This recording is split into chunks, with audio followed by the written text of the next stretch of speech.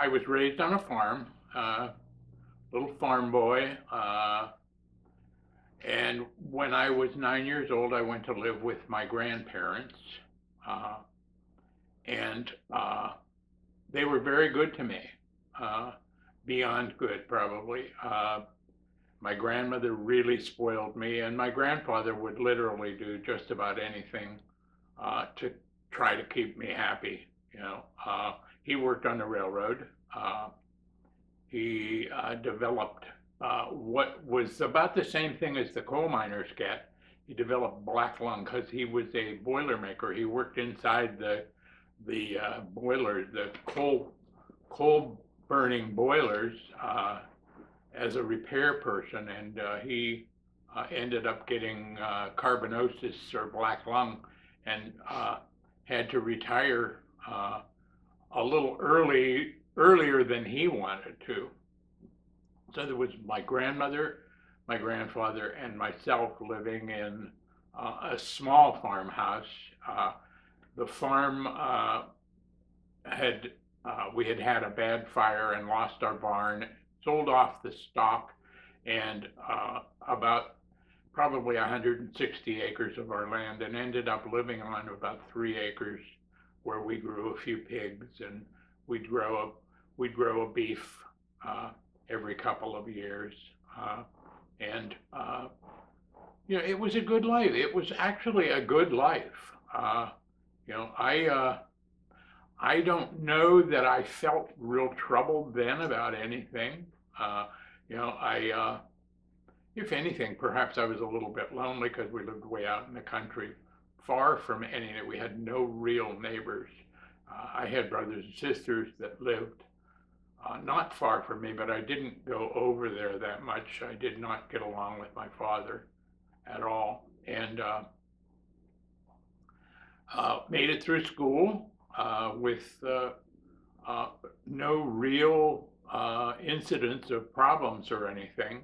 Uh, when I was a little older in school, probably, ninth, 10th, 11th grade, 12th grade, uh, the other boys started picking on me and bullying me because it was pretty obvious that I was gay. Uh, when I was I'm trying to think, I think I was a senior in high school. Uh, my mother's best friend took me, uh, she used to hang around a lot, and she took me out to this bar out at Lake Milton, Ohio, called the Party Bar. And we went into the bar and went over. She bought me a beer, and we sat down, and I was sipping on the beer and looking around, and there were men dancing together. And I looked a little further, and there were women dancing together. And for the life of me, I could not quite figure out what it was.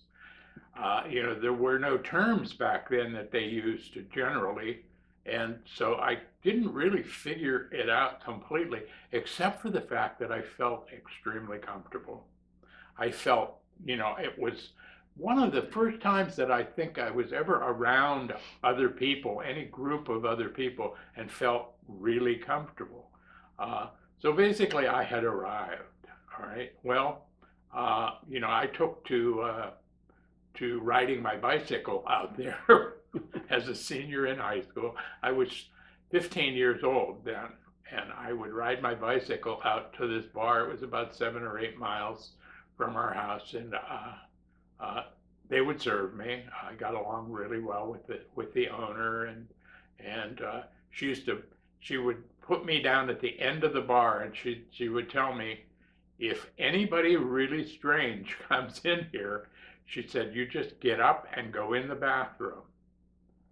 She said, and then stay in the bathroom until I come and get you and let you know that everything is all right, because I know you're not old enough to drink.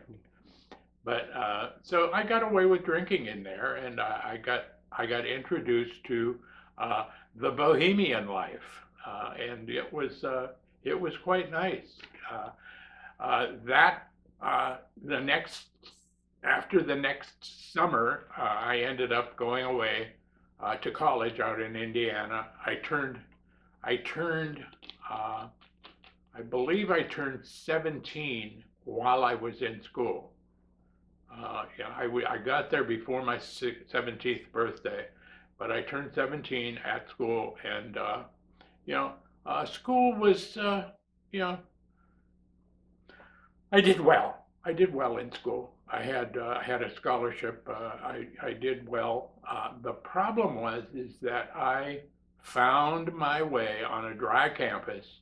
I found my way to the only place where I could get uh, uh, booze in a coffee cup. Actually, it was a little coffee house right off campus called the Duck, and I would go to the Duck, and I would uh, drink booze out of a coffee cup. And as I got well known in there and everything, and I got to know more and more people, they would take me into the back room where they would smoke this nasty little weed stuff, and I started smoking marijuana back then. Uh, there wasn't much to smoking marijuana back then. The marijuana was nothing like it is today. It was you had to smoke a whole joint to get your face to freeze, you know. Uh, but I enjoyed it. I enjoyed it, and I enjoyed that closeness I felt with those people. They picked me, all right. They completed me. So it was nice. I drank my way out of school, got in trouble on a dry campus for having beer parties in my room. First time, they kind of smacked my hands and said, no, no extracurriculars for 6 weeks, and you got to behave. You got to call your grandparents and tell them you got in trouble for drinking, which I did. It was embarrassing, but uh, then, but about 2 months later, I got caught a second time. And when I got caught the second time, they took away my financial assistance. They told me, they said, we're not going to kick you out of school, but we're taking your scholarship money and your stipend that you get, and you'll have to make it on your own for a whole semester. And it was impossible for me to do that. I came from a farm background. My grandparents were living on the little bit they got from the farm and a pension that my grandfather got of about $113 a month. There was not enough money to be paying thousands of dollars for tuition and room and board and everything at a very good school out in Indiana. So I had to come home with my tail between my legs. I was embarrassed. I just kind of hung around and went out to the couple bars that I knew, and that went on for a bit, and then went downtown in Warren with three of my friends. One it was like the middle of the week, and we went downtown in Warren and decided to drink ourselves all the way up from South Street to Market Street on Main Street in Warren, which back then, before they tore it all out, where there were about 8 or 10 bars in there. And we drank our way up all the way to the bank on the corner. And by then we were feeling no pain, and went wandering over through Courthouse Park to the old log cabin that used to be there, and wandered into the Army recruiter's office and signed up on the buddy plan to go into the Army. Big mistake. Big mistake. I went into the Army, which was an institution that told you what to do and when to do it. And I was used to doing whatever I wanted to do, whenever I wanted to do it. And I did not like following orders. And, the Army, by very virtue of what it is nothing but orders. So the Army and I didn't get along real well. I didn't get along with like the upper, the sergeants and that, but I got along. I got in with a drinking crowd, of course, ended up in San Antonio, Texas, at probably the best posting you could get in the United States, a place called Fort Sam Houston, Texas. It was like the country club. It was the president's. It was the president's hospital. It was Sixth Army headquarters, and they had a big General Army hospital there. And I did training as a medic. I trained as a medic and ended up working in the big Army General Psychiatric Hospital there. They had a five they had a 5 ward unit. They had a locked ward, a semi-locked ward, a semi-open ward, and an open ward for men, and then they had a locked ward for women. I ended up working my way to the semi-open ward, which was very, very good duty. I was a good soldier. I was a good worker, and ended up getting promoted, and I was made the ward master on that unit for afternoon shift, which meant that I was the supervisor, and I had like 8 or 10 guys that worked for me, and they depended on me to give them direction and to oversee what they were doing and to make certain that all the notes and everything were up to date.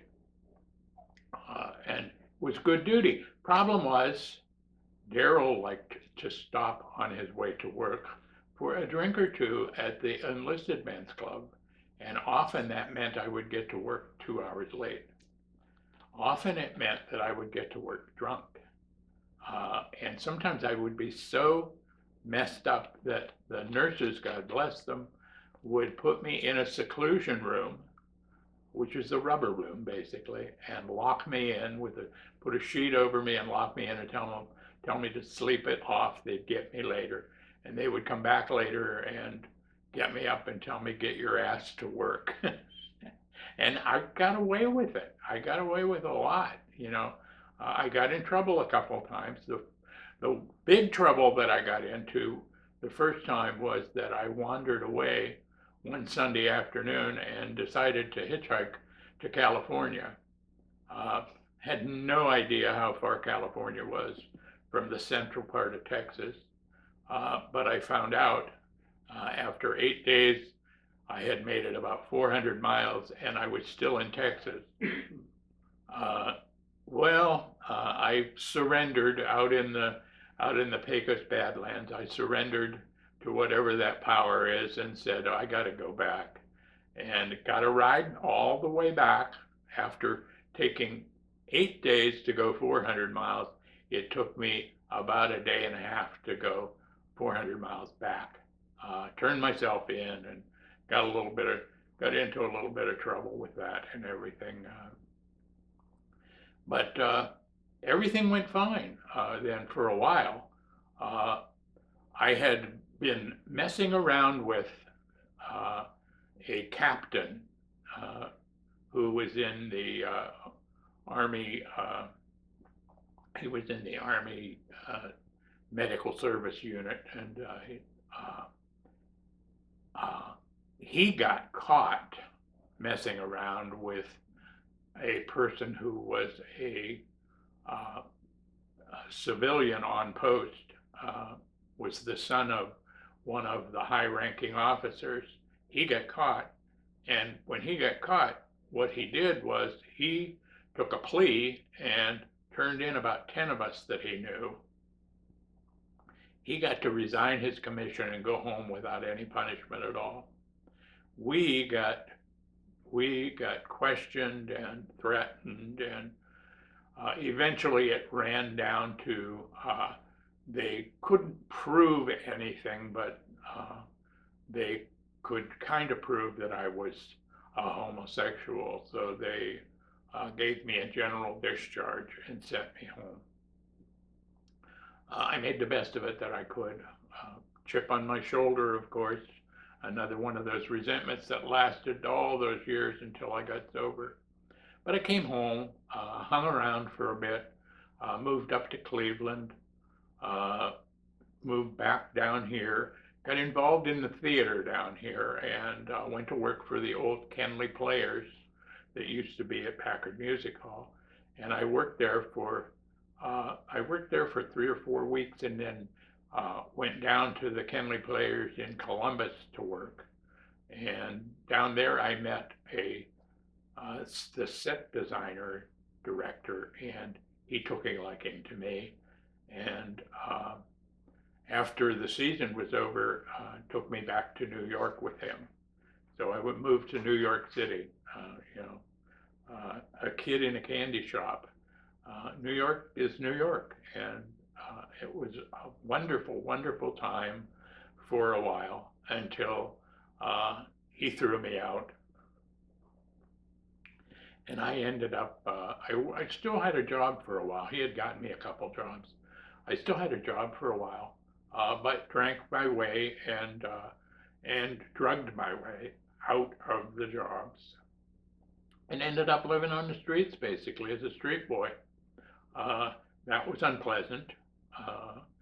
And it went on, I don't know, I was there a total of maybe 6 months. And again, I hit this wall and I surrendered again. Came back to Youngstown, Ohio. Came back to Lordstown where I lived, but immediately moved to Youngstown, Ohio, because it was easier to get to the bar by living there than to hitchhike back and forth. So from Youngstown, it was just, it was days of wine and roses. It was fantastic. I knew all the people that were, and we went to all the bars. Back then there were 4 or 5 different bars that were basically, by then they were using the term gay. All right, so there were 4 or 5 bars that were either gay or really welcomed the gay crowd because they knew they spent a lot of money. So there was someplace to go every day, every night, Sundays, it didn't matter. And, the problem was that I was drinking extremely heavy back then, and I was not yet quite 21. There I am, I'm 20 years old, and that's when I actually met Michael. We met before I turned 21. And basically,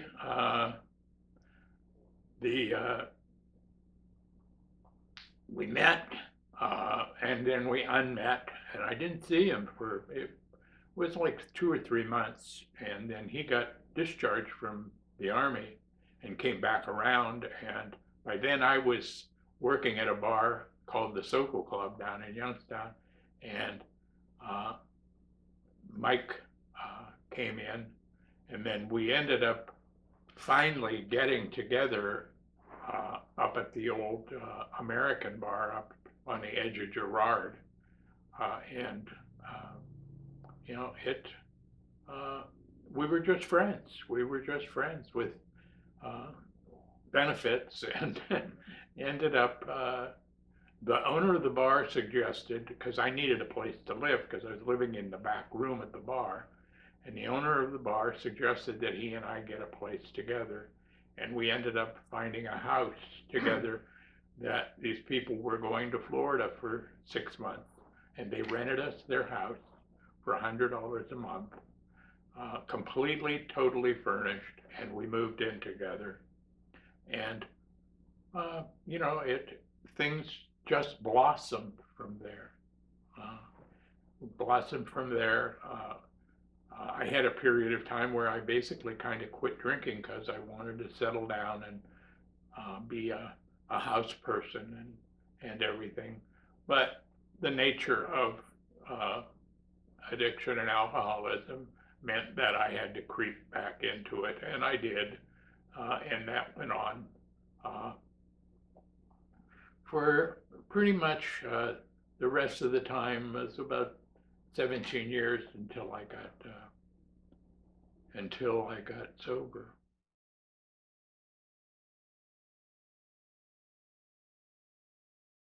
My name is Mike Lipsky. I'm 78 years old. I was born in 1942 in Pittsburgh. I lived in Pittsburgh till I was 9 years old. And this is back in the late 40s when I started school, like in 47. And I went to a Catholic school. I hated it. Back in those days, it was a little rougher than I'm sure they could get away with today. But anyhow, got a lot of good times there. There were a lot of kids to play with, and you know, it was good. My dad had a company, and we were doing real well financially. Something happened in around 1950, 51, and he lost the business. So we moved up to a little place called Espiville, PA, on Pamatooning Lake in 1951. I was 9 years old. And it was a great place to be a kid. You know, back in those days, there were a lot of open land, woods. The lake was right down the street. And I loved it. That was, if I look back and say the golden years of my youth was those 5 years that we lived up there. My dad was driving back and forth from up there to Youngstown on just regular roads in those days. There was no level, no freeways or anything. And he finally just couldn't, take that drive back and forth anymore. And we moved to a little house in Girard, Ohio. And I was a little upset because I had started in seventh grade. Up there we went to high school over by Conneaut Lake Park. And when we moved down to Girard and Briar Hill area, I had to go back to grade school, seventh grade. I was a little pissed about that. My parents provided a good home. They weren't physically abusive. Every once in a while, my dad would drink too much, but he couldn't afford to drink very much in those days because it was a wonderful time to be a kid, but it was a tough time to be an adult because of work and the low wages and different things. But my parents were good.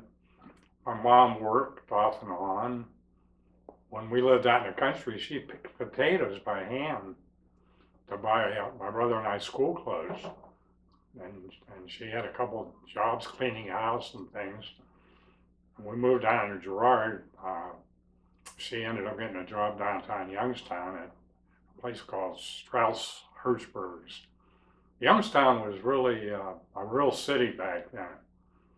You could go downtown. There were a couple of big department stores. There were little stores all over the place, and there were bars everywhere. And I remember my dad, when we lived up the lake, we'd come down and go shopping. My mom and he would go to work. And then when he got off work, we would meet him at a bar. And my mom also was able to drop all our groceries off there and put it in their cooler. So it was very good for them. And my brother and I had a great time because that was a big city. When I started high school, and when I got to the ninth grade, I met this kid that was my age, and I fell in love. I mean, deeply, deeply, deeply. And I was able to get a drink here and there, which I liked very much even at 15 years old.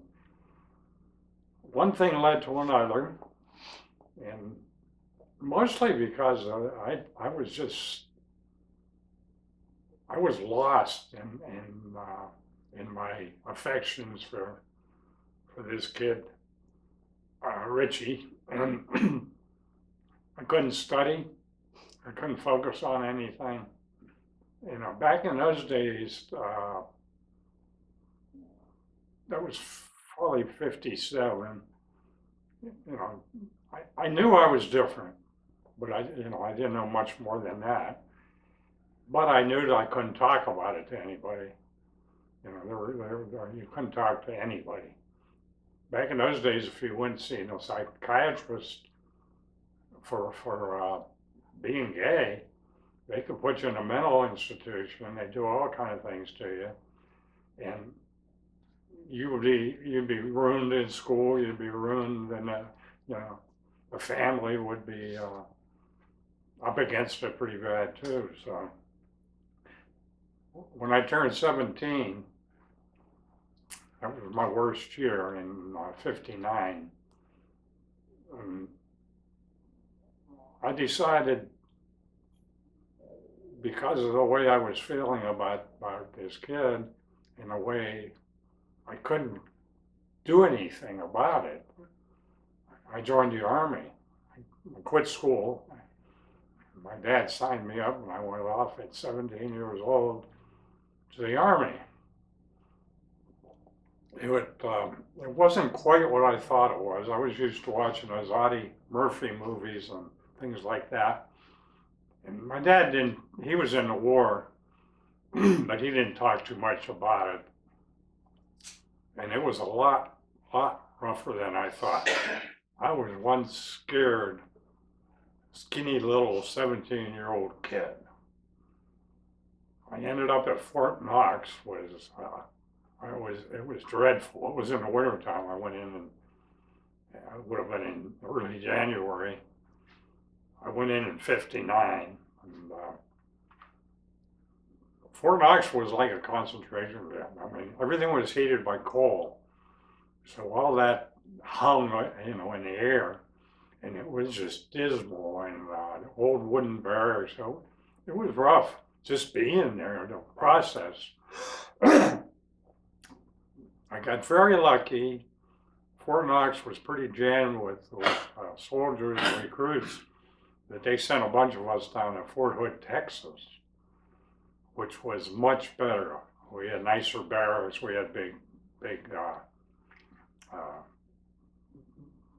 3-story barracks. And I was in the same barracks that Elvis Presley went through basic, and they had pictures of him everywhere. And I got through that okay. I was the youngest guy in our unit. And when I finished with basic, I went to Fort Gordon, Georgia for advanced training. I went in as a pole lineman in the Signal Corps. And that had its rough moments. And I did drink a little bit there. I wasn't old enough to buy any drinks in the PAs. But, I could sit outside and somebody would bring me something.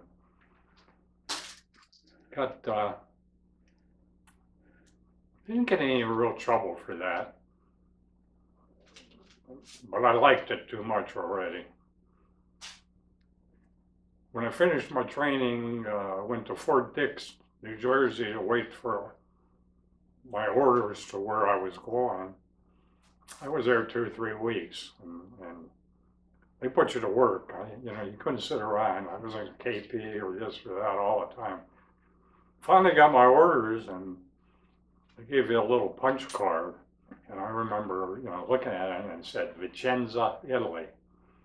And I was pretty good at history, but I didn't recognize that. So I found a library and went over and looked it up. And it sounded pretty good. It was an old pre-medieval town. And it wasn't real huge, but at that time. It is now.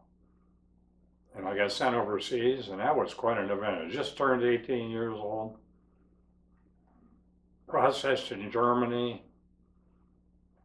Flew down to Milan, Italy, and took a train to where I was going to be stationed. We were about 40 miles from Venice, up in the Alps. I stayed there 3 years. Drank way too much. But I got to travel around and see Europe before it was Americanized.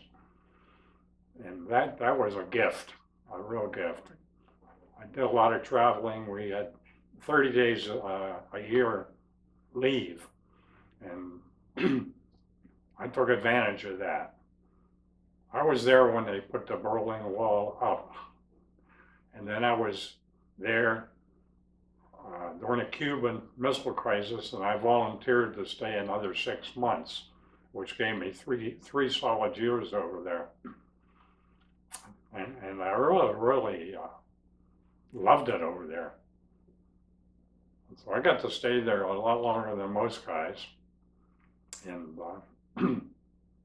I was sergeant when I just turned 20, which was pretty good. I was very young, and I looked very, very young. So I had some rough times being a sergeant with the other guys, once in a while. But mostly it went well. It came to where I had to be, I was going to be discharged. They put me in as a sergeant. They put me in charge of a train full of guys all getting out of the Army. And it went from Italy to Revenhaven, Germany. And we lost 3 guys in Munich. They jumped the train and stayed there.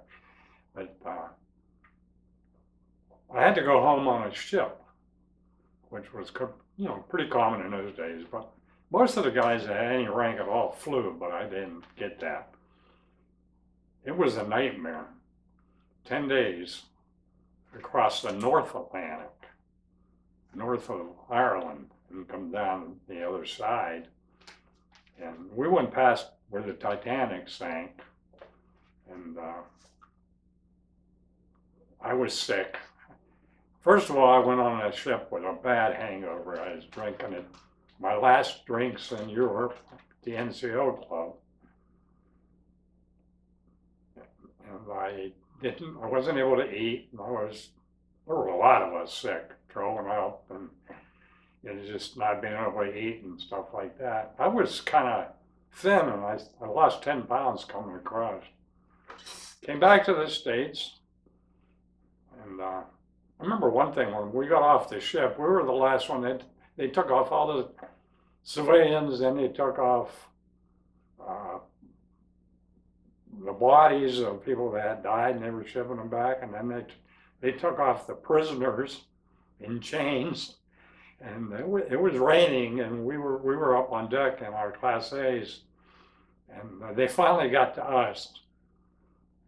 I came down the gangplank, and this general was standing down there. There were about 3,000 guys on the ship, I think. And he grabbed me and put me in charge of 3,000 people marching up to this area where this theater was, where we could get discharged. And again, you got almost 3,000 guys all getting out of the Army, so it wasn't much of a chore to get them up there. Got discharged, got an honorable discharge, and came back home out of the Army in '63. Got a job in a horrible mill, and it was bad. And I decided to go back to the Army, which I did. And I went into a specialized outfit called the Army Security Agency. And what it was is really we were spies, had listening stations all over the world. And well, it took 6 months to get the clearances you needed for that. You needed the highest clearances, mostly that they had back then. And I had 6 months of too much free time. Like I said, I was a sergeant. Most of the people up there were just out of basic training. So I had a lot of free time. And I drank I just drank so much. I finally got my clearances, and I went down to a training company, and I was in charge of a barracks. I had my own room, and I would drink there, drink early in the morning. And one thing led to another. I was up there, and I I would march the guys to school. And we had to learn a lot of things.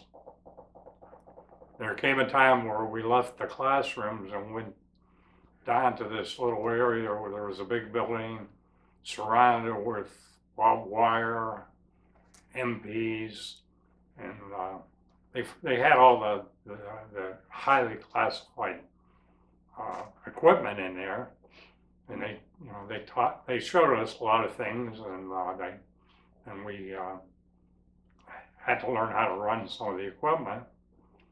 Well, there came a day, quite a bit longer. I'm not going to get into the exact dates, but I marched the guys to school, and I came up. I always waited till everybody went in, and I was the last one in. And the MP guard stopped me, and he said, "I can't let you in." And I said, "Well, of course. Why? What's going on?" He said, "You will have to go back to your company and talk to your commanding officer, and he'll tell you what's going on." I had not a clue. And I went back, saw the captain right away. He was a young guy, West Pointer, real nice fellow. And he told me that I had made the mistake of going to see a psychiatrist because I was having the same problems I had in high school with this kid. And I did not know. I assumed that everything was like doctor-patient privilege. Not so in the Army. I told them different things and everything else, and they pulled my clearances because of the things I told him. I got another honorable discharge, came back home, and I knew about the American bar, where I think we had met in '63. So I started to go to there were just actually three main bars at that time. Dharl talked a little bit about them. There was one in Warren called Ann's Bar. There was a Soho Club in Youngstown. And there was the American Bar up in Girard on 422. So I felt so at home there, so home. And I really got into I was a new guy, and I was young and I was pretty, and people would buy me drinks all over the place. And in that period of time in '64, that's when Dharl and I got together. He had briefly saw me at one time when I was still in the Army, and then I disappeared because I went back to the service, and then when I came back, I started going back to the American Bar, and that's where we really met. We moved in together October 25th, 1964, which is 56 years ago. We both had jobs in the early days working in a steel mill. And, at first we didn't party as much as we would later on, but we got into it. Yeah, we basically settled into this comfortable style of going to the bars once in a while. And every now and then we'd put together a little bit of extra money and fill up our stash at home and spend an evening getting sloshed, getting pretty drunk. But it was a pretty regular thing, and usually one of the things, lucky for us, when we drank at home like that, we would not go out. So we were not on the streets drunk. We weren't driving drunk most of that time. And life settled in, and life was life. We didn't have much even though, you know, we were working, I got laid off. And back then, unemployment was $42 a week. And you had to show up there, uh, was it every week? Once a week? Once a week in person.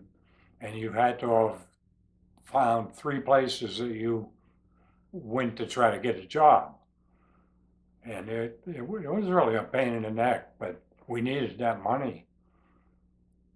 There came a time when we had moved into an apartment down in Liberty, and I got very, very sick. In fact, I was so sick the doctor came to the house, the apartment. And what I had was a severe inner ear infection, which means you lose your balance and you throw up a lot and you can't stand. And it was tough. But I had to go once a week to unemployment and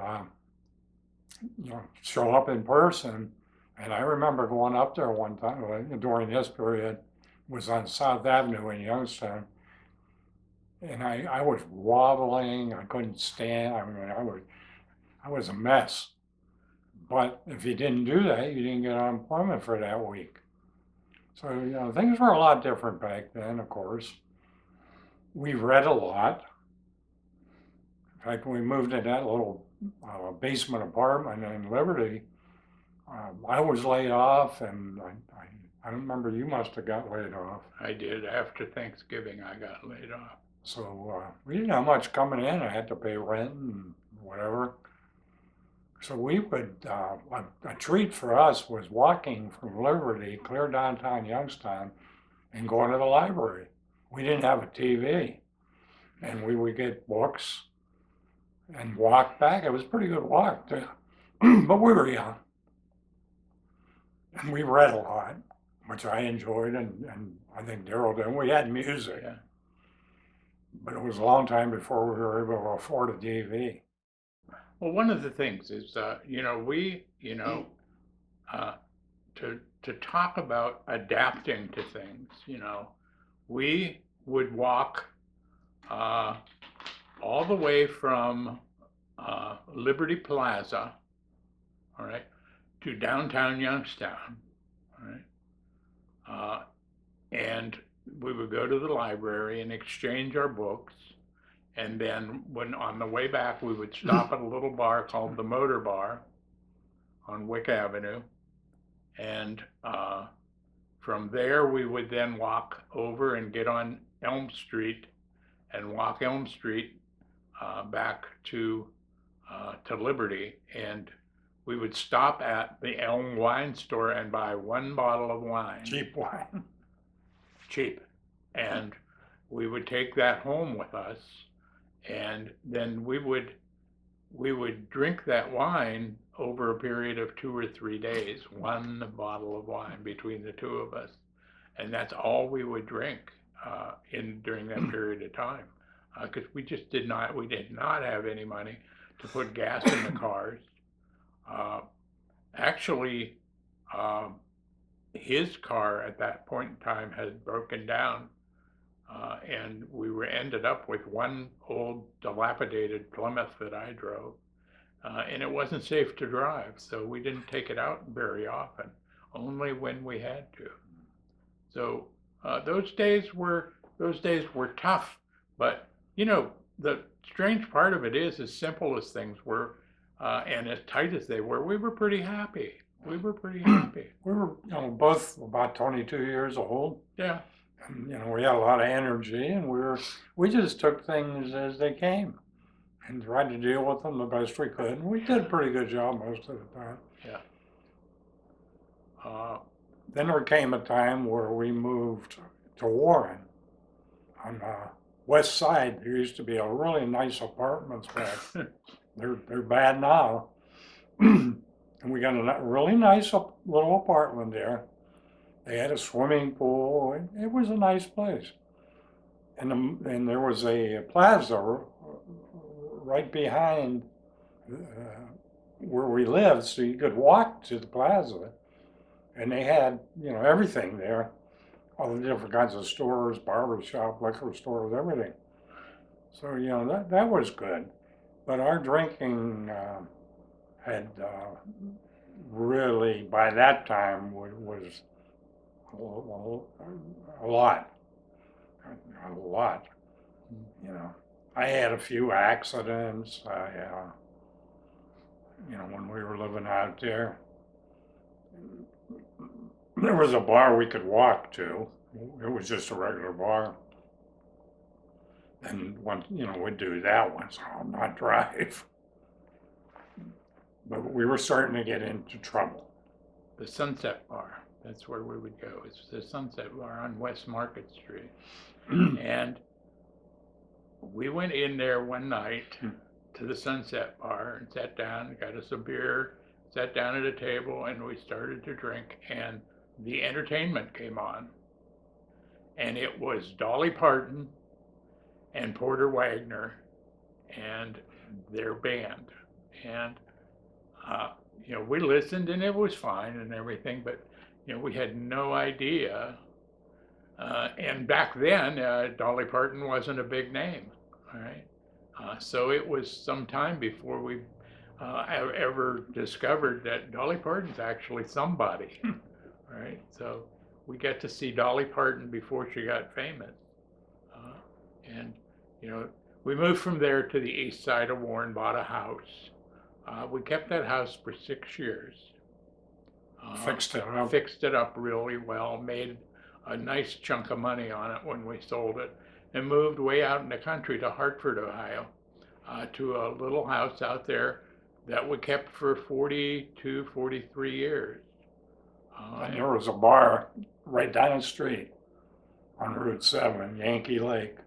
You could get there in 6 minutes. And we started hanging out there.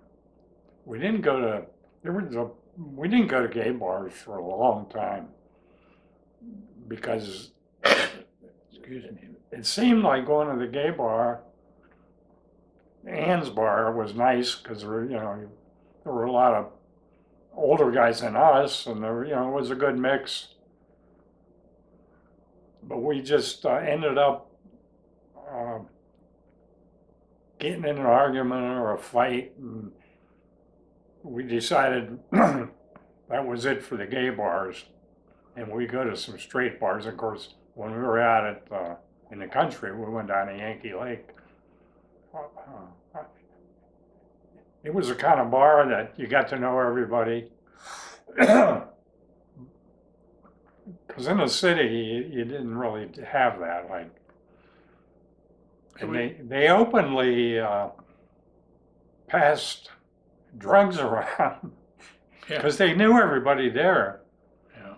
And I got to try a lot of things that I never would have. I never smoked, so I never did weed, but I certainly tried a lot of other stuff. Yeah. I had my own seat at Yankee Lake. I felt as though I was famous. I was to later find out after I got sober that the reason they kept that seat for me was because it was in a little passageway, and there was just enough room between the back of my seat and the wall for a person to walk through, which meant that when I fell over backwards, I would simply hit the wall and bounce back. If they moved me any other place, I would fall into the tables. And one time he fell into the cigarette machine, busted the hell out of it. That's embarrassing. Nobody went over, I think I did, but nobody went over to see if he was okay. They helped themselves to all the cigarettes. Yes, they stole all. Yeah, we had a lot of great times down there, but we also had a lot of, alcoholic times down there. In 1981, finally, my drinking progressed to the point that I ended up in an alcohol and drug treatment center here in Howland, Ohio, and spent 49 days there total. And then got out, and I have maintained, since then, I have maintained being sober. I've stayed in recovery. and life has improved. When he went He, into treatment, he was missing for like 3 days. There had been an incident and this and that, and I didn't know where he was. I had no idea. And then, I got a phone call.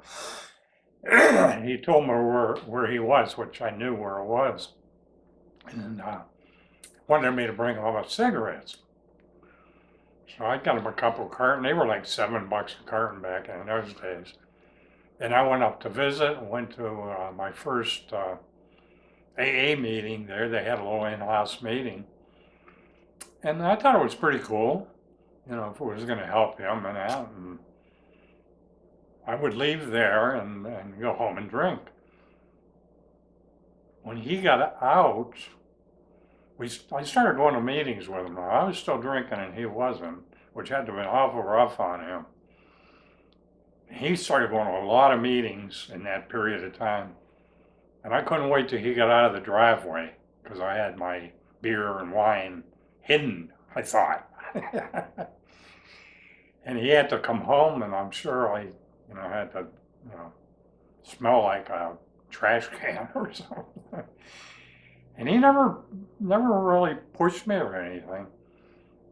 I think that the two things that did it for me was I bought a big book in Holland for the historic part of it. I love history and I wanted to read that. And like I said, I was going to meetings with him quite a bit. And I started picking up things, and in the big book, I started reading the stories, and I identified in September or October of '81, I never went to treatment, but I stopped drinking and drugging. Went through withdrawals pretty bad at home by myself, and I started my journey. I lasted 9 months. I would go to meetings. My home group was over in Farrell, PA, and I would help. I'd get there early, set up, I'd do all these physical things, and sit there and pay attention and talk to some of the older guys. And I really believed at that time that I had it. I really had it. Had a sponsor, the whole rigmarole. But I ended up on July 10th up at our cottage. There was all alcoholic people up there at that time, recovering people. And they had to go up the Erie. Dharl was leading up there, and I made some bullshit excuse why I couldn't go. Stopped at a little town on the Ohio side, Andover, Ohio, and I bought at least one bottle, maybe two. I can't really remember. Went back. When it started getting dusk, I built a fire in the outside fireplace where the whole neighborhood used to sit around and would drink and just have good times. And the only thing I can think of is I wanted to recapture that. Now there I am sitting all by myself in front of this fire, nobody there, and that was a bit of insanity. Drank one more time, and been sober ever since July 10th, 1982, which is 38 years. And Dharl and I have had a terrific life. We had a great thing happen to us because of going to the treatment centers and talking. And I'll let Dharl talk about that. Joe. Oh, yes. In October of 1987, I got a call from one of the supervisors down at the Neil Kennedy Clinic, and they said they had a young guy there who was just 18 years old. He had just turned 18 years old, and he was obviously gay, but obviously he was afraid to admit to it, and He was not eating. He was staying in his room. He was crying all the time. He wouldn't go to group. They didn't know what to do with him, and we're going to put him into St. E's psych ward. But they decided they would give me a call and see if I could talk with him. I went down and I talked with him, and we had an immediate camaraderie, and that partially the I'm gay, he's gay, and the fact that he could identify with my alcoholism, we like glommed together. Well, they began to allow me to take him out of there, to take him to meetings, and I took him to meetings for a while. Then he got out, and we formed a bond. And at first, I sponsored him for a while, but then realized that he needed to like branch out and get somebody else to sponsor him. So he did that, and we, you know, as it happened then in later on in '88, he relapsed, and his mother threw him out of the house, and he had nowhere to go. He called me. Actually, she called me and said, your boy is drunk and he can't come home. So I went down to where he was staying, and we went back and got all his clothes, and he came out to live with us he was going to stay there for a week or two. He had to ask Mike, and Mike gave him permission. His dream was to move back to Youngstown and live in a little apartment over top of a gay bar on the north side called Cosmic Dreams. All right, which was a real hole in the wall. Used to stick to the floor. It was one of those kinds of places. Yeah, and I only met one other drinker that was similar to Joe's. He would have one drink and be nuts, just totally nuts. Yeah. So they ended up kicking him out of every bar he ever went, especially the gay bars. They liked him when he first come in because he was a beautiful boy. But after a drink, or if he could get in two, they kicked him out. Yeah. But he was a joy. Yes. He was a joy. We got to mentor him. He wasn't familiar with how to sit down at the table and eat with that, all together. They always had fast food, and he didn't know about table manners, nothing. So we were able to mentor him through a lot of things, and Dharl really mentored him through his education. Yeah, we got him into college at YSU, and then he ended up getting a degree in medical services, and became a licensed and federally certified respiratory therapist. He graduated with honors, and got a job at Robinson Hospital over in Ravenna. Our lives, he relapsed a couple of times. We had our little journey with that, but we would never actually throw him to the curb or anything. We traveled with him. We took him to Key West. Oh, we came to Key West. We took him up to Canada, to Montreal, and we went places with him down here. Yeah. And it was great because he was a very, very happy young man most of the time. Yeah, we would go to New York City and do a theater tour. Yeah. Every year we'd go see Broadway shows, and we had him with us for almost 10 years. Yeah, pretty close. He was our kid, and he talked to he identified mom and dad. It was so cute. And we I have to ask, which one was mom and which one was dad? I was You mom. have to ask. He used to call me mommy. Most of it was wonderful. Yes, it like he was. said, he had a couple relapses that were nasty, and you know, we always took him back. And Daryl used to go chasing all over the state of Ohio because Joe, he couldn't find his way out of a paper bag, but somehow he could drive to Cleveland and Pittsburgh to the bar, and immediately lose his car. and get thrown out of wherever it was, or they'd call, and He would call and say, "I can't find my car," and I'm Daryl would You're end up mad at going me." out I there. would drive to Bathhouse. Cleveland. I'd drive to Cleveland, and I could always find him. He found his way home from Pittsburgh. Didn't he? Yeah, that was one place. He I don't he know was how he over in did it. Pittsburgh for 3 days, but found his way home. He was just a Yeah. bright spot in our life. Yes, he I was. gotta say that. We were a family.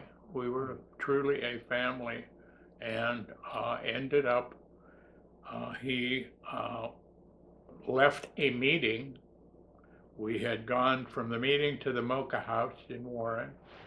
He left Mocha House a half hour early because the roads were a little skiddy, and driving to Ravenna, Ohio, to his work.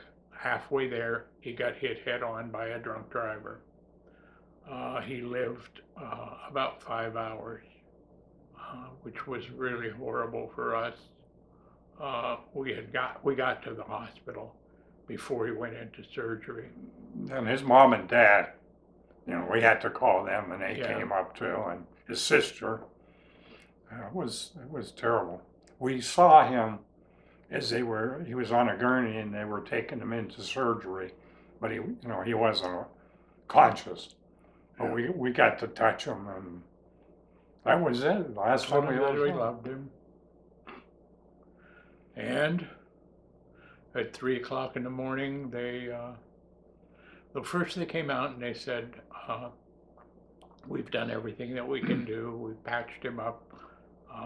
He's lost a lot of it, 18 pints of blood, and we can't get the bleeding stopped. We'll have to let him sit if he can live for 48 hours, we can go back in and finish the repair. But he's only got about a 10% chance." I made the decision. I went in and told the doctor, "I have his power of attorney. Please don't resuscitate him again. He's been through enough." And he said, He "Well, was ripped apart. we're glad you said that because we've already resuscitated him about 10 times. And he's beat up really bad." Even the hospital went into mourning because that's where he That's worked, where he worked. and he was good at what he did. Yeah. And the nurses, were breaking down, and staff, even, the people cleaning and stuff. They had to bring in a counselor to deal with that. So that's how much they really, loved Joe.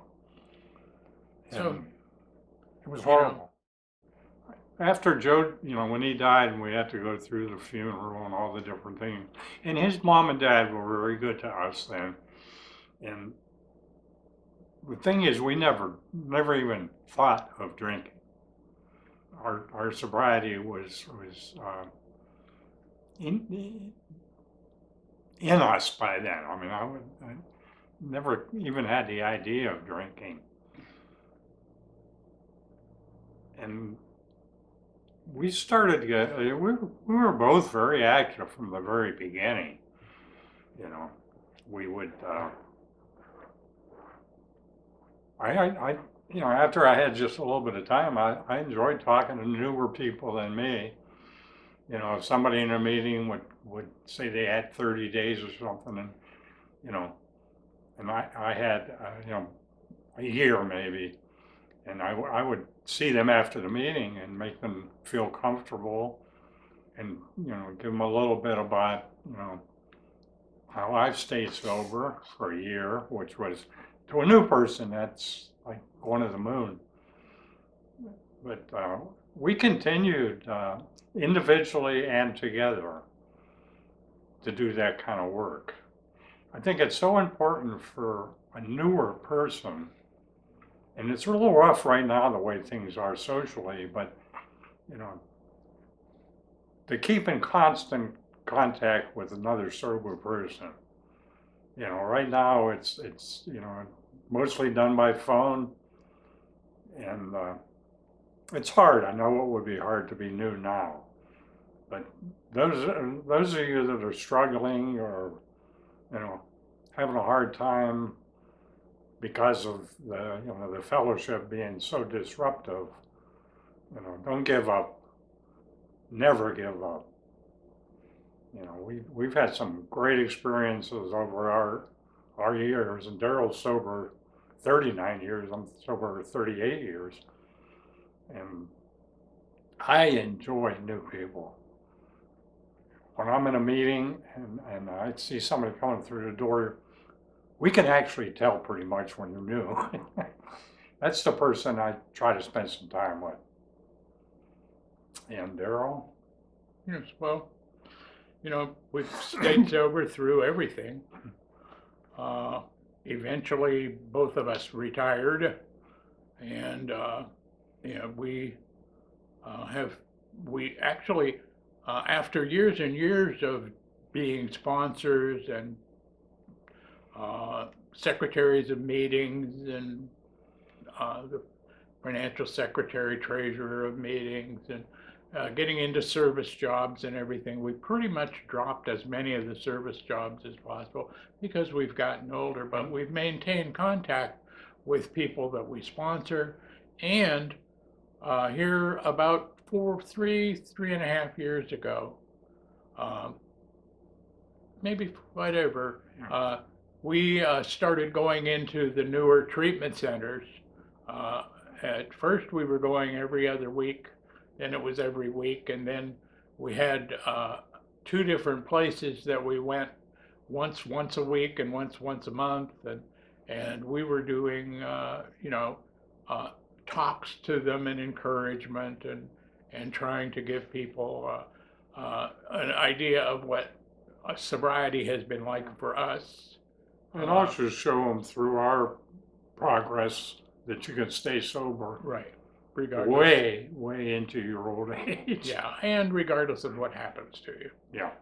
So that's what, you know, anybody who's new, I would recommend that, you know, they stick with it, stay around, get with some people with a little bit of time, and form a group of support within the fellowship.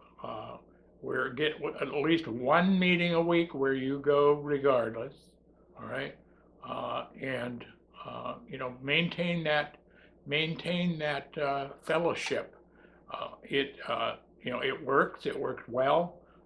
You know, we know hundreds of people who have stayed sober over the years who are continuing to stay sober. You know, and you know, many people relapse, but if you come back, you get another chance. You relapse again, you get another chance. We don't have a ticket that you can run out of tickets. You can't run out. We really enjoy when we're in these in rehabs, especially the big one in Warren.